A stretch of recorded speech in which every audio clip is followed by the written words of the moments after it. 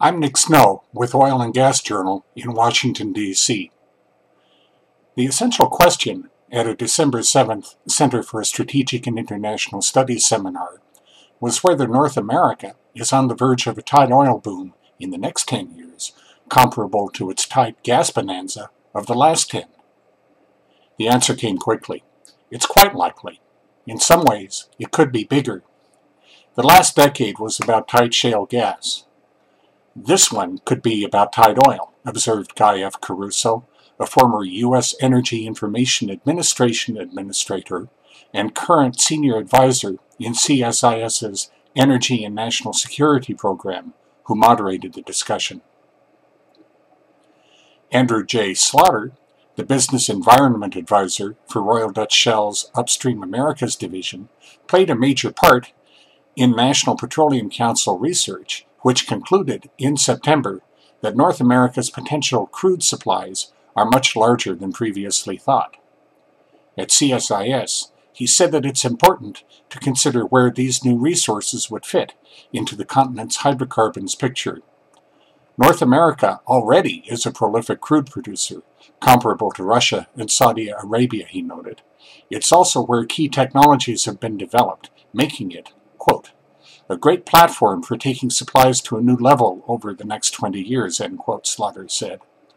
Regulatory capacity will need to grow and keep pace with the industry, he suggested. James A. Sorensen, Senior Research Manager at the University of North Dakota's Energy and Environmental Research Center, said that North America's technically recoverable tight oil resources are led by an estimated 4 billion barrels in the Bakken Shale, 900 million barrels in the Eagle Ford Shale, and 660 million barrels in Alberta's Cardium Shale. Quote, it's just a portion of what might be available, he added. Many states' agencies have not yet begun to compile data, end quote. Stakes are high in improving recovery rates, he emphasized. Quote, right now, it's 1 to 2% in the Bakken.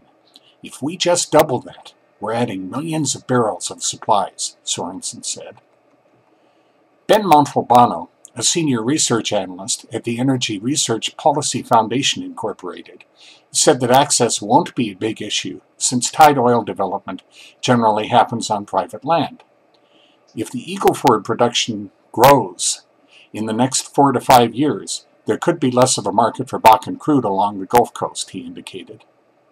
Plans for pipelines and other takeaway capacity nevertheless support Bakken projections, he said. North Dakota, which is not near any major refining centers, could ship the light, sweet crude to East Coast refineries, which are presently served by waterborne imports, Montalbano said.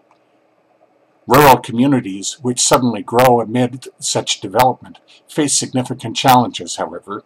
These will be discussed in next week's column. That's Watching Government for this week. In Washington, I'm Nick Snow for Oil and Gas Journal.